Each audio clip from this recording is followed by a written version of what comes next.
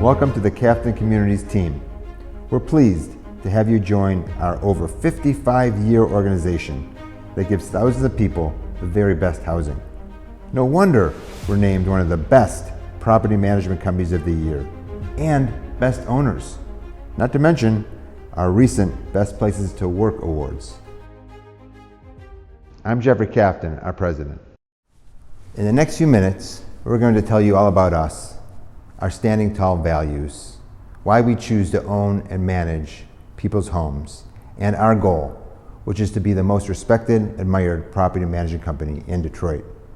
FYI, we're not like many others who do it on the cheap to make a quick buck. We're in it to make a positive impact on the lives of our residents, our staff, our investors, and our community. Our founding father is my father, Mel Kaftan, the joyful, entrepreneurial, amazing, and hilarious architect of all of this. In a few minutes, he'll tell you all about us. I'll chime in about how we operate, our values, and our big, hairy, audacious goal. So sit back, enjoy, and soon I'm sure you will catch the Kaftan spirit too.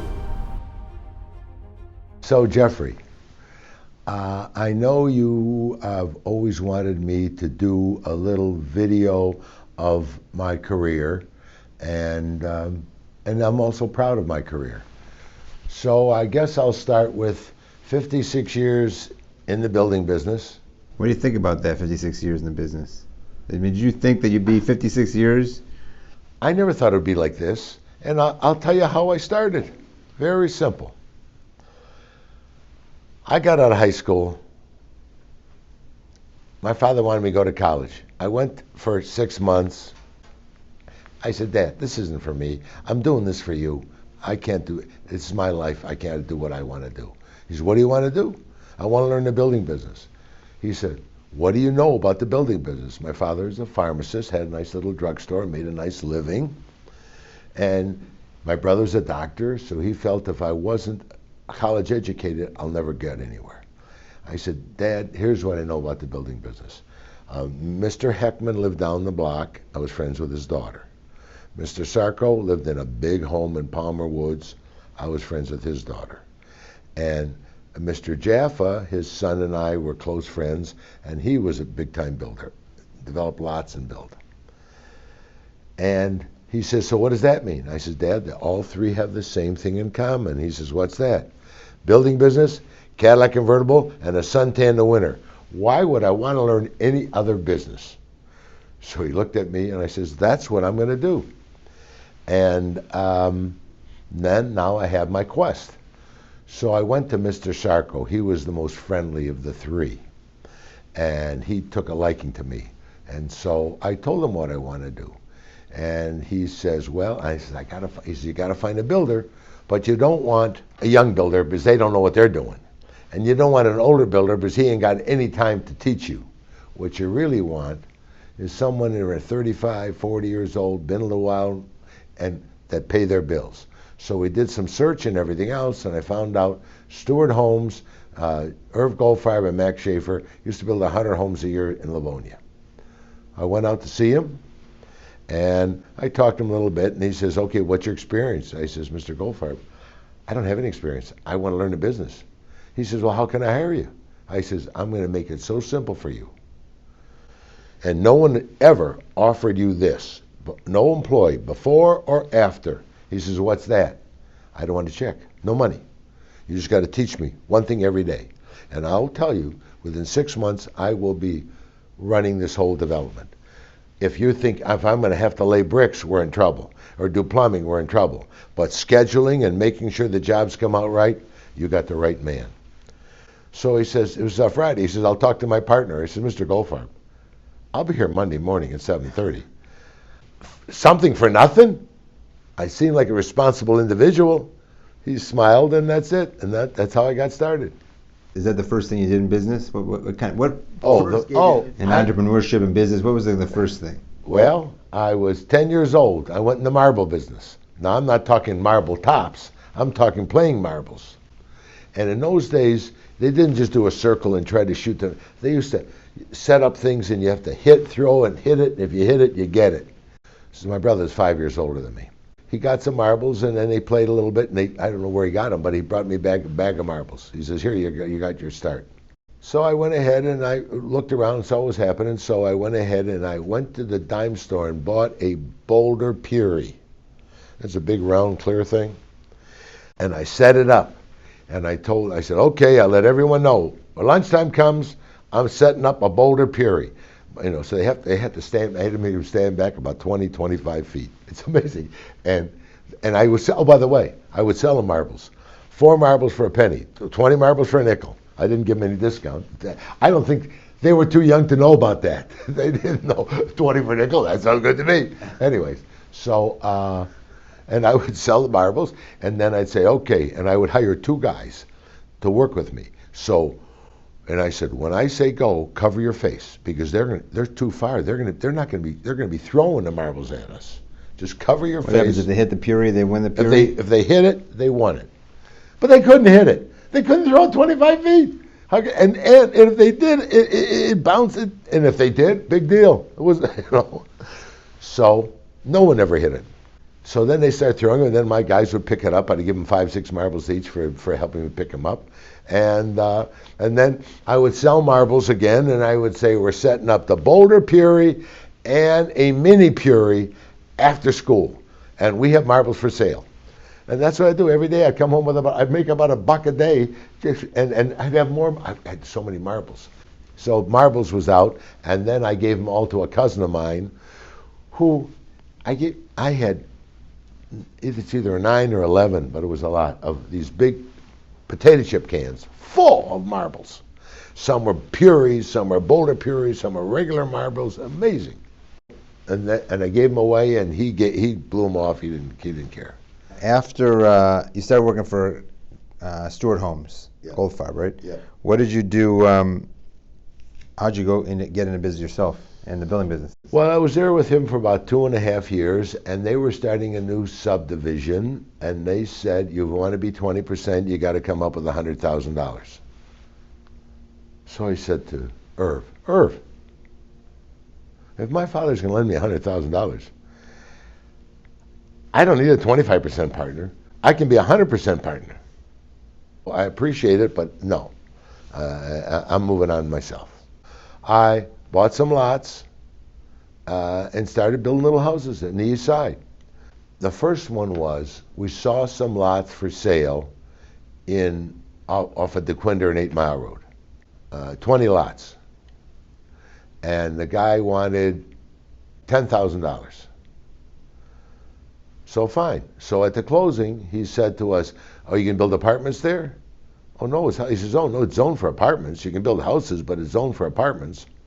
So my attorney, who's since passed away, Hank Baskin, he called his brother-in-law, who builds apartments, and he says, he knew we bought them for 10. He says, we'll give you 20. I said, no.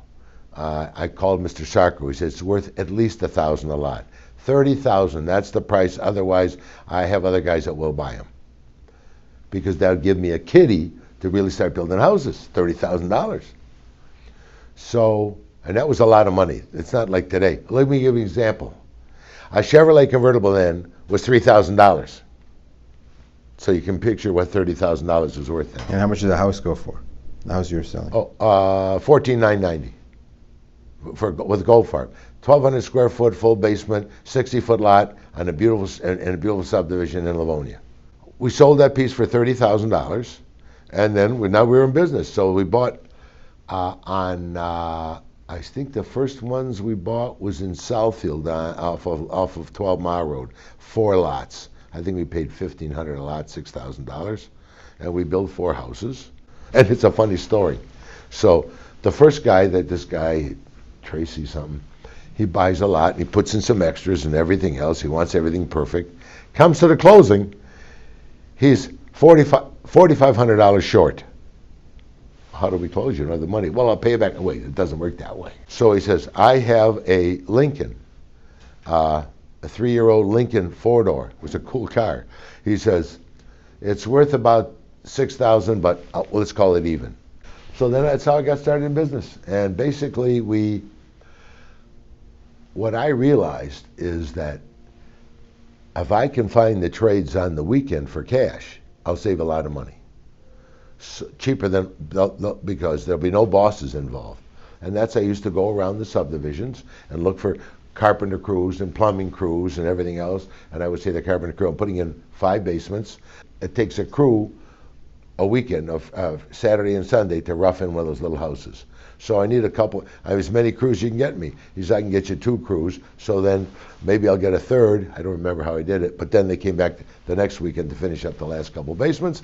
And the plumbers, they were union plumbers. They used to leave at 3:30. They drive over to my place. It's summer, it's light, and then I would just say, how much I owe you? I'll be back in the morning with the cash. And I paid them cash for everything. And so we were making a lot of money on a house. Gold Farbs were making $1,000, $1,500 a house, and I was building smaller houses, and we were making $5,000 a house. So the next year, we met some people at a football game that had 80 lots in Roseville. They were big-time guys. I went to see him at his office. It was Burton and Katzman. That was their company. They used to build a lot of houses, then they moved into a lot of big industrial. In fact, the sons still do a lot of industrial and office. So he says he wants $1,000 a lot and $25,000 down. And I said, Mr. Burton, Mr. Katzman, I got a better deal for you. He says, what's that? $1,200 a lot. I don't need anything down. You want $5,000 tops. But I'm buying all 80, but at the end of 6 months, if I haven't released 10 lots, you can take the whole deal away from me. So Mr. Katzman says, nah, we don't want that. And Mr. Burton said, Abe, that's how we started. Trust this kid. I think this guy knows what he's doing, and I like him, and we're going to do it. So we shook hands on a Friday. Saturday, I think it was on the weekend. We went by his office and signed the papers. I gave him the check. And Sunday, President Johnson made an announcement. As of that time on Sunday, he came out with a 235 program. FHA, nothing down. And it's low interest rate. And all of a sudden, we're selling houses all the time. We're just selling them. I told him you can only, and we raised our prices from $14,990. We were up to $18,990. And when the deal was all done, a little over a year, I go to Mr. Sarko. I said, Mr. Sarko, I got a problem. He says, what's your problem? We're going to make $500,000 over there. I'm going to have to pay so much taxes. What do I do? And he says, well, why do you think I build apartments? You build apartments and you can depreciate them. So that cuts your income tax down. Very good, I said. So how do I do that? Go find a piece of land. So we went out and I looked around. My partner, Jerry Gottlieb, close friend of mine, we were together in this. I should have mentioned his name earlier. And so we found this on Schoolcraft and Blackstone. There was a piece for a 30-unit building. I called Mr. Sarko. I told him. He says, okay. He called his architect. This is the size. You got a plan that size? You do? Because he built a lot of blocks like that. He said, fine. He gave me the plan. I looked at it. That's fine with me. And let me tell you the difference of how government makes everything so red tape today versus then. From the time I get my deposit, 90 days later, we started construction. We had our permits, our bank approval, and everything else. That's how it was. What was the property like? Blackstone, right? Yeah. What was it? Oh, it was a 30-unit, all one bedroom, 2.5-story apartment building, and it was nice. What I like to do, I always like to step up a little. If of all the guys in the apartments, they were using plastic tile, linoleum on the floor, and maybe ceramic around the thing, and they'd have a wall-hung sink, not a vanity. I would put vanities in, mirrors in, a medicine cabinet on the side, and all ceramic tile. Look, first of all, I did that in the houses. Why wouldn't I do it for a property I own? The funny thing about it, the bank lent me more money than it cost. I said, this is pretty good. I like this. I'm picking up $150,000. Do you hear me? You know how much money that was then? Over and above my cost. And it's a borrow, so you don't pay tax on it. You just have to pay it back, okay? It's a loan. And so I said, Jerry, what we got to do is we got to build one apartment a year and houses. So Jerry was involved in the construction of the houses, and I took care of the apartments because we buy something close to the office so I could there in the morning, go to work, and then come back, you know, like that. But remember, just so you guys know, everyone listening, you can't catch a shooting star if you're not prepared for it. If you're in business, you got to be in business. Business is not a sideline deal, and because that's what's going to produce money for you and your family to live, let alone the employees. Where was your first office? My first office was on 8 Mile Road west of Greenfield, little office building, and we had a lower level. And it so happens the guy next door, his name was Marshall Wallace, he was an attorney and a nice guy. And so I says, well, it looks like you're going to be my attorney. You know real estate? Fine. Now, as we go to lunch later on, Mr. Wallace and myself and Jerry, maybe 6 months later, so we're talking about where he grew up on Pennington. So I lived on Pennington.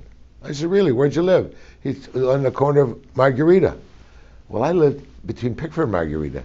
It turns out the house my parents bought and we moved into when I was a kid was Marshall Wallace's friend's family house. Marshall used to sleep in my bedroom, believe it or not. What a small world. Even before the 8 Mile office. Oh, when I got married, started my business a week before, and my office was my nightstand.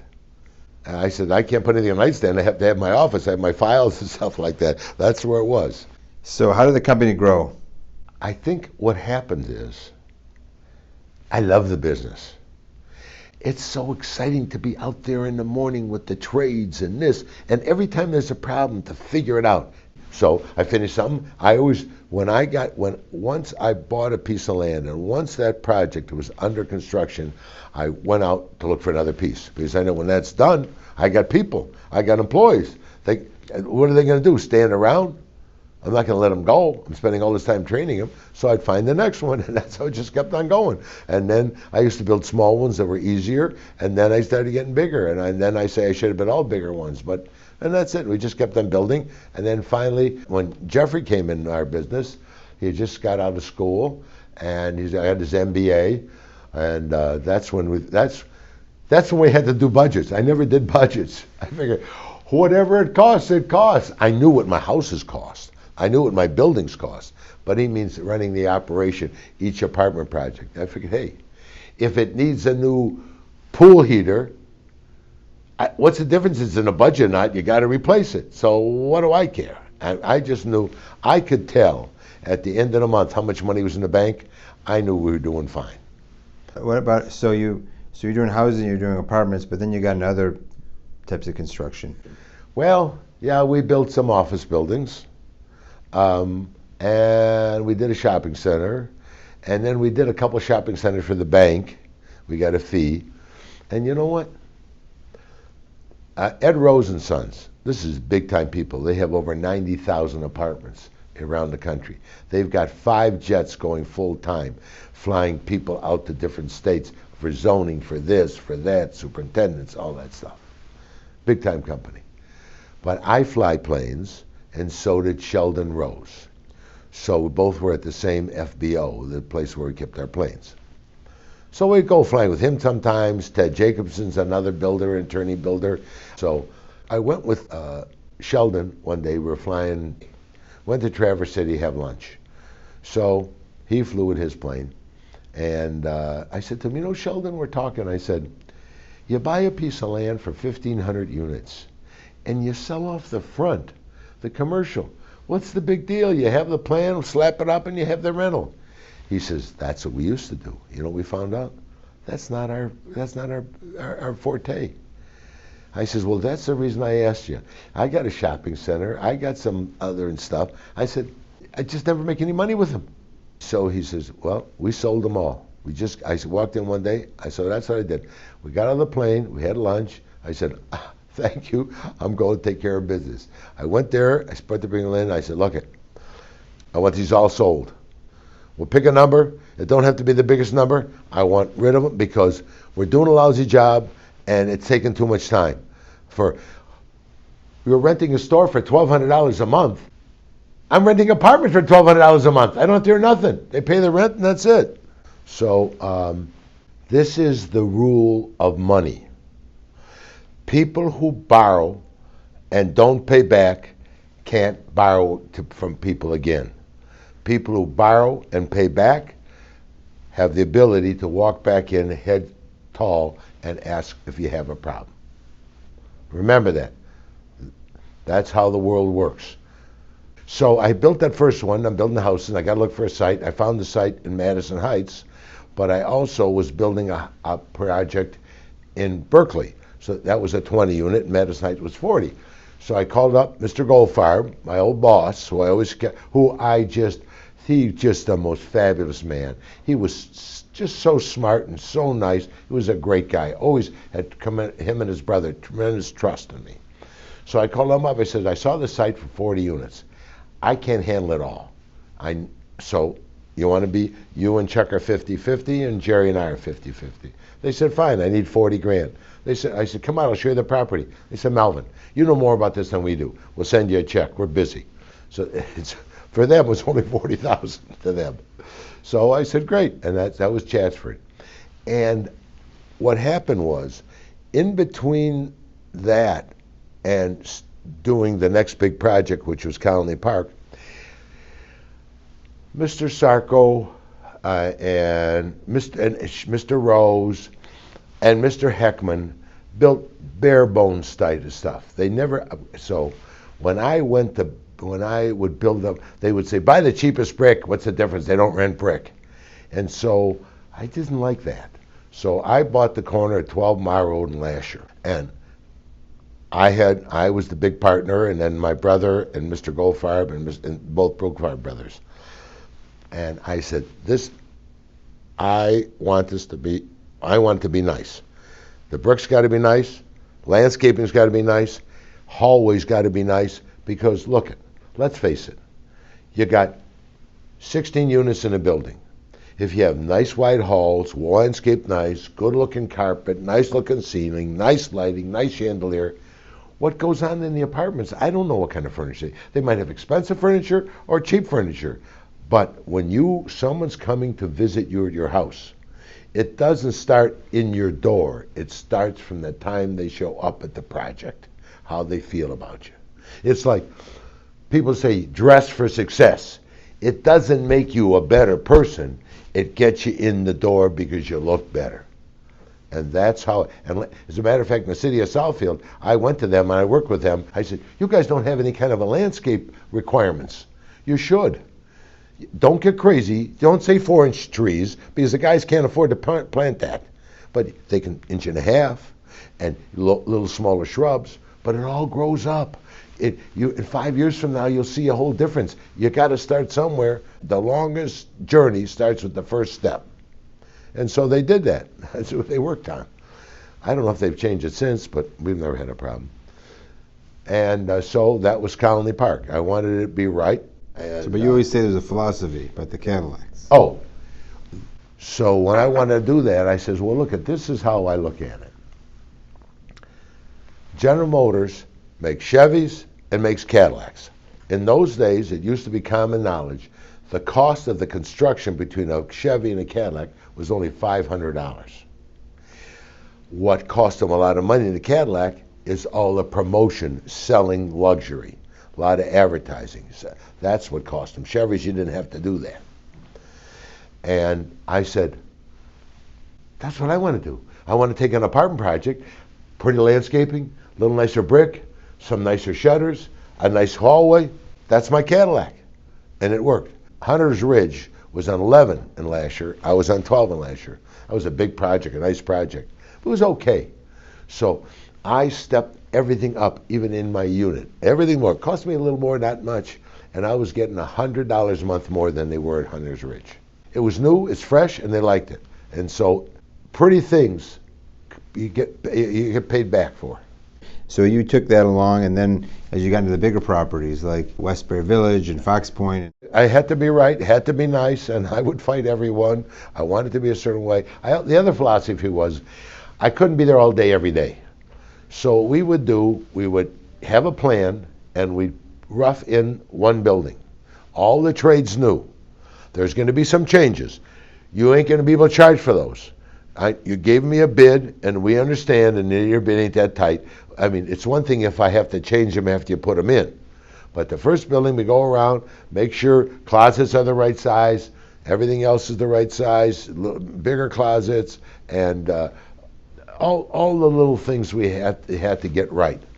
And then they drywall that unit. I walked through, it was fine, and then I didn't go back. Yeah, tell me something about during all the growing years, some of the difficulties or challenges. Let me tell you. How about I buy the Providence Towers? It's a 20-story high-rise. 12 stories are finished, marble on the outside, everything else. The units are kind of drywalled, most of them, but that's it, and the rough plumbing rough heating, electric. And above there was just steel. And the guy went bankrupt. Malcolm Leventon, a great custom builder. But he building this building like a custom, and he ran out of money. So I bought it for $300,000, okay? And I sold off the land behind for a second tower for $300,000. And I sold the outside elevator, because we weren't going above 12, for $50,000. I now have $50,000, and I own the building free and clear. But we couldn't finish it because the state put a moratorium on condos. They didn't state if it was conversions or not, and this was it was already up. And I couldn't get the state to budge. And interest rates went from 9% to 17% for mortgages. So a lot of those people just backed out. Some of them bought it, and they lowered the prices and everything else. And the finale is, we finished it all off. It came out beautiful, and I had 29 units left. So I saw it in Wall Street Journal, auction house in Chicago. They've been auctioning off these apartments and everything else, these condos. And I said, I called the guy, come on in. We made a deal. We went to the bank. We had 29 units. When you came to the auction, they would say, okay, we're auctioning off the first unit. The high bidder picks the unit he wants. You don't know what unit you're auctioning off, because if you wanted the second floor next to your apartment, which this guy, he used to be the chairman of the board of Scheller Globe, a big automotive parts business.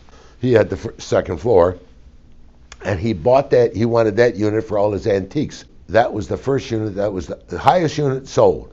We sold it for $146,000. Okay.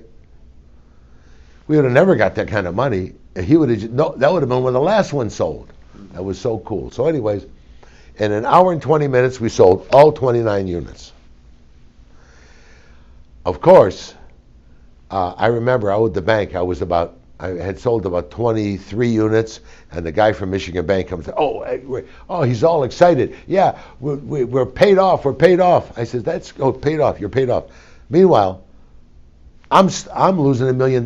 But it's funny how if you do the right things, things come back at you. I mean, for me, my life has always been lucky. I have no idea why I went to a football game and ended up getting all those lots. Why all the things that all worked for me.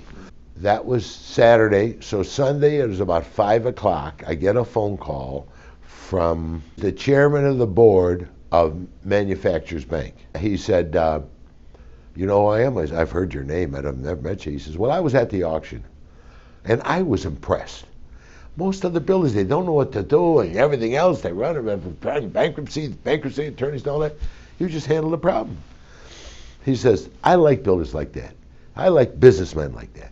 If you ever need anything, you let me know. I said, well, do you mean what you say? He says, absolutely. I said, as a matter of fact, I do. I have a piece of land on Franklin Road, a guaranteed winner, built 40 townhouses called Weatherstone Townhouses. Now we call it South, because I bought one later on to build on North. I need a construction loan for $400,000. He says, what are you doing Monday morning? I says, anything you want me to do. Be 7 o'clock at the Buell building. You'll mention my name. The guard will know. He'll take you up. I go to work early. I got up there around 7:15. We sat down.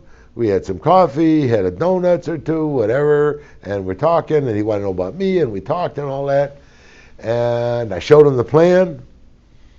And I says, that's what I need, and I want to get it started. That's the only thing, it's tough, He said, okay, I'll let you know. I wasn't back to my office. That's like a 35-minute ride. I get a call from his secretary. I just want to let you know your loan's approved. Someone will call you when you want to close, whenever you want. Just bring in the proper paperwork, and we just have to have title and everything else, and you got the money. That's when things were tough, people couldn't get money. I got it. Then I built the Weatherstone South. I'll tell you what, another one I loved building was Covington Club, 14 in Middlebelt. Why'd they fight you? Too big and everything else, And I said, that's what they want. I mean, that's what people want. Come on, you want to make it nice. You make it like condos, but it's rentals.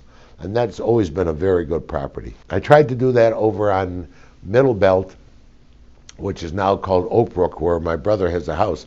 But the city fought me because I told them I was do rentals. Everyone get crazy. Oh, it's going to be junk of terrible things. I said, I'm building 2,500 square foot homes. How can it be junk for rent? And anyway, so we ended up selling condos there. We came out okay, not much. It wasn't that great, and I sold off the lots, but it would have been a great project. But my brother's got a nice home and a free lot.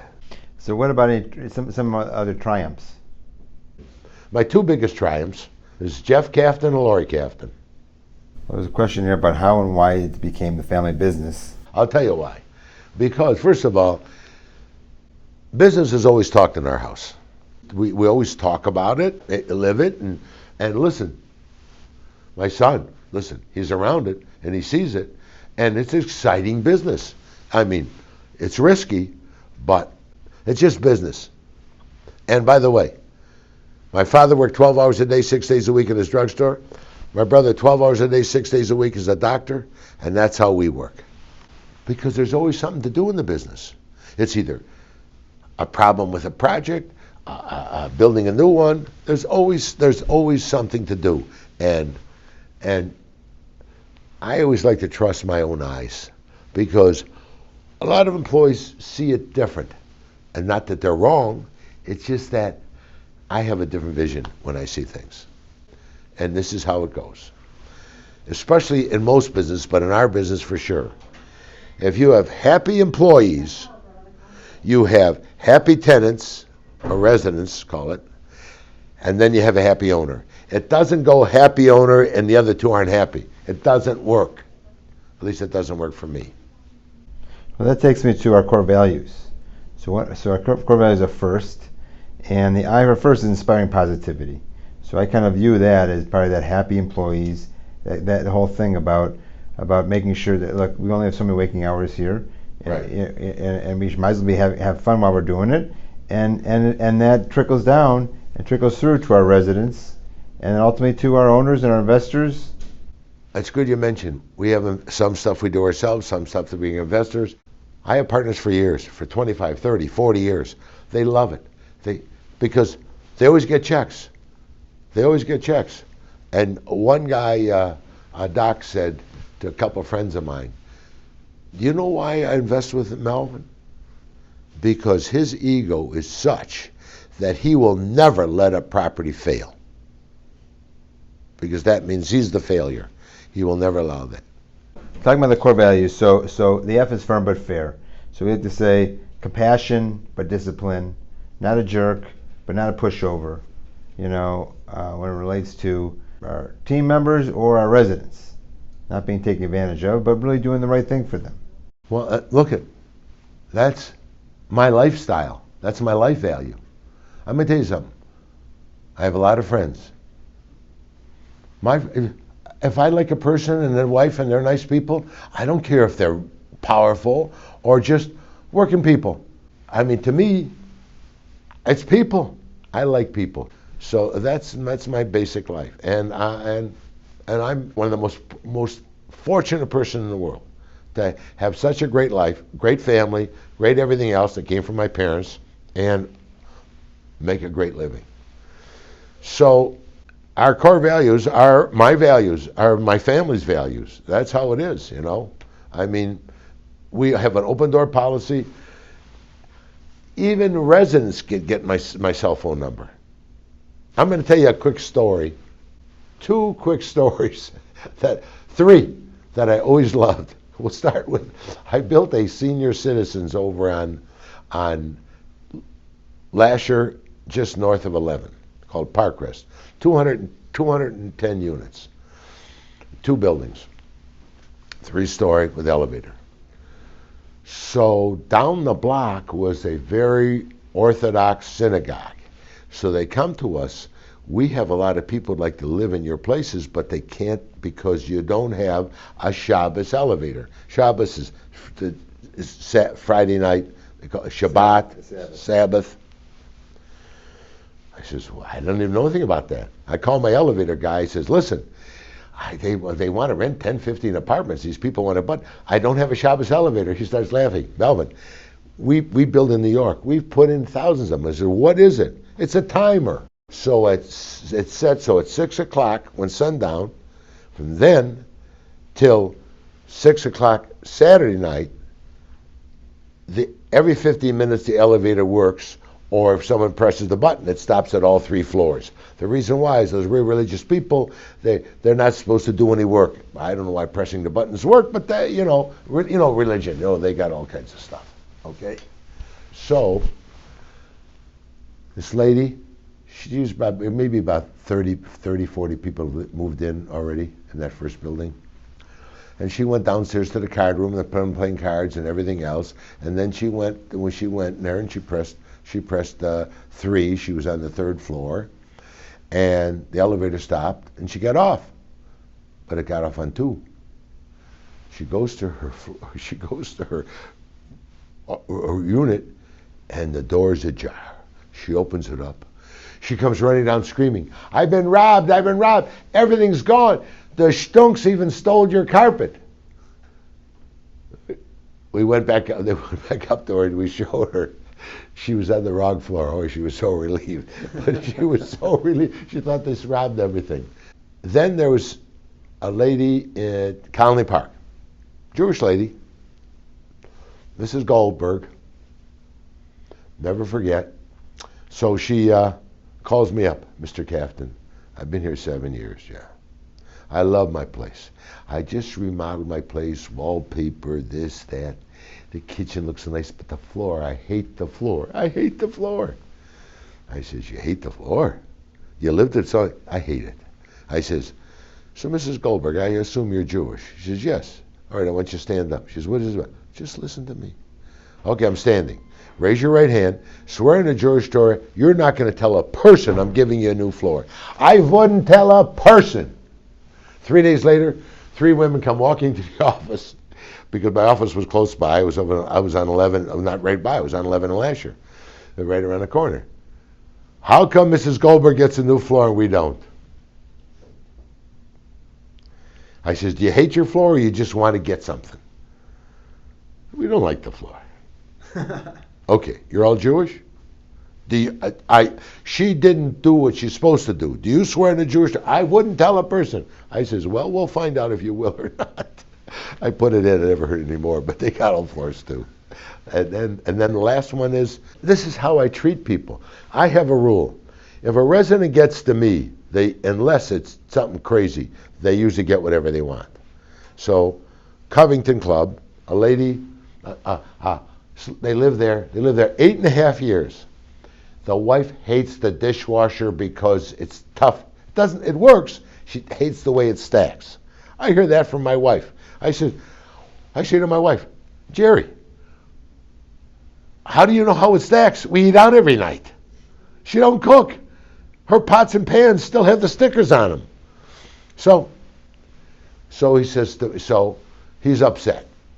So he said, I'm going to call Mel Kaftan. They said, you call him. So he calls the office, and they tell me it's him.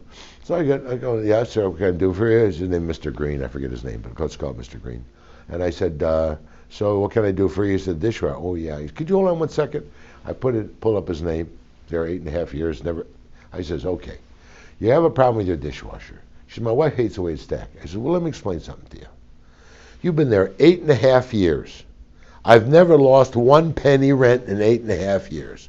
So here's my offer. He said, what's that? I'll give you a new stove, new refrigerator, new microwave, new dishwasher, new hood fan. Are you playing with me? I said, Mr. Green, listen, let me tell you. You've been there 8.5 years. You're paying $3,000 a month rent.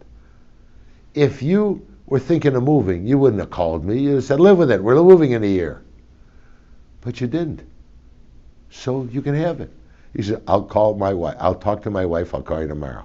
He was flabbergasted. He calls her back. Well, Mr. Kaftan, you're Jewish. I'm Jewish. So so you'll understand. No, she just wants in the dishwasher. She don't cook either. So I said, you go, make sure it's the standard size dishwasher. I don't want to be, I'm not ripping out cabinets for you. I don't care what the dishwasher, you can buy a $500 one, a $1,500. It doesn't make a difference to me because you're not going anywhere. You're going to be paying me $3,000 a month for many years. Why do I care? And by the way, whose dishwasher is it when you leave? Mine. Why wouldn't I do that? A lot of landlords don't think that way. Every year, for many years now, we have a Christmas party. It used to be smaller, maybe 30 people, but then we said, and then we had something for the other employees. Says, no. We got to have a nice party. So here's the deal. All employees are invited. They can bring spouses or a friend. You can't wear jeans. You got to wear slacks, a sport jacket. You don't have to wear a tie. But that's what you have to wear to come in. So, being a ham, me, who I don't want to play to an empty audience, every employee shows up gets $200 when they show up. So what schmuck's not going to show up to get $200, drinks, and a good meal and a little entertainment? For the last maybe 10 years, every 2 years, I take a tuxedo jacket and I send it to California. This lady, she puts a circle of lights with a K in the middle in the pockets, makes a bouquet out of material. It looks like a rose, and it puts a light in it. And they love it. And I walk in there, top hat and all that stuff, and have, first I come in regular. Then when they're finished eating, I go back and I change, and I come out. They dim the lights, the music's on, and I come out. And they roar. So now I have a problem. I call the lady in California. She makes jackets, she delights, she's always, that's her main business. That's probably 90% of her business. Well, when COVID came, they shut down. So when I called her, I says, well, it's coming over. I'd like to have to make a jacket. She's, Melvin, I'm 70. I retired because they're closed down, and I've been doing it for so many years. My husband and I, we put away good money, and we're done. So now I go to, my wife and I are in Turks and Caicos. I wanted to take her there. I used to fly my plane there years ago.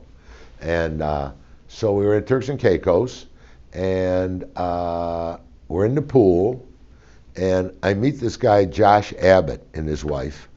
I talk to everyone, so I met everyone in the pool. But I met him, and he was a country western star.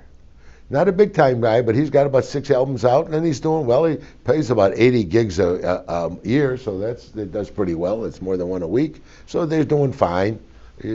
And so I said, okay, I know what I want. I told them about the jacket, but they don't make those, so I said, who's a good country and western? I've been looking for a country western, someone special, to make a real cool jacket.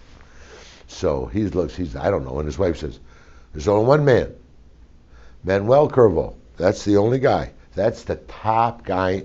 He does it for Johnny Cash, Elton John, all these different people, Beatles, this, that, all these different, all top guys. So I called him, and so his secretary says, well, he'll talk to you, but he's so busy. But go ahead, you talk to him. Well, I use my own charming self, and before I know it, it's the party and the $200. I gave him the whole spiel. He says, "Come on down." So we came down, and I looked at different jackets and stuff that they have, and and different styles. He's looking. Just show me the things you like. And any jacket you think there's something you like on it, just take it out. Show me the things you like. And at the same time, I want to look at fabrics, because I don't pick the fabric, you pick the fabric. I'll work with you on it. And so I said, well, either black or dark blue. That's what I'd like. He said, okay. And then he says, okay, I want to know more about you. Well, I mean, he said, because when I do a jacket, you pick the fabric, I'll see what you kind of like, I'll do the thing, and when you come to pick it up, if you don't like it, you don't have to take it. No problem. That's my rules. I'm 88 years old. I only do people I like, and I do what I think fits them. And if you don't like it, I don't want you to take it. So he says, I want to know more about you. I says, you want to know about me? I pulled out my business card. I says, this will tell you everything. He says, what do you mean? Well, what's it say? M. Kaftan, yeah. CEO, yeah. He says, what's HSG? High school graduate. He smiled, and that was it. We were buddies. And I called him back. I says, look, why don't you get the jacket ready, my jacket and Jerry's jacket ready on Thursday, so if there's any adjustments, you can make it. So Friday, I can take it home with me. He says, great idea. It was lovely. He's a great guy. So, also, my vision, and Jeffrey agrees with it, and most of my people agree with it, our property got to stand tall. Landscaping's not good. Hallway's got to look good. Everything's got to look good. And again, like I said, happy employees, happy residents, happy owner. That's the building, that's the apartment business. I don't hear people knocking my company. People that rent, they all know if they're there, we don't fool with their security deposit, we don't do nothing. We're straight people. It's like you want your own house to be. And that's the deal. It's been a great life, and I plan on being around for a lot longer. How do you stay healthy? I think my mother's family ate healthier, but that I never did. And here I am, no aches, no pains, and I'm doing fine. I know my family was happy I lost the weight, but the happiest person when they heard I lost weight, the happiest was my tailor. He got to taking all my clothes. Now that you got the Kaftan spirit, let's talk about our core values. The acronym is FIRST, because it's the first thing we do when hiring a new team member. The F is for firm but fair. The I is for inspiring positivity in all we do. The R is for being responsible and accountable. The S is for delivering superior experience. And the T is for living a truly healthy lifestyle. Our three uniques are those items that make us unique in our market. The acronym is SET. The S is for our sterling reputation for fairness. The E is for excellence, inside and out. And the T is for treating our customers like family. Our big, hairy, audacious goal is that long-term 10-year goal that we're focused on hitting. We plan to more than double our unit count to 5,000 units. We plan to expand our geographic market to another geographic location. And we plan to be the most respected, admired property management company in Detroit. Well, now you have it. The audacious Kaftan story from yesterday to today. Now we want to have you help us write the next chapter. It won't be boring. It will be rewarding. We may just reach new heights and have a fantastic time doing it. As they say in Latin, carpe diem, let's seize the moment.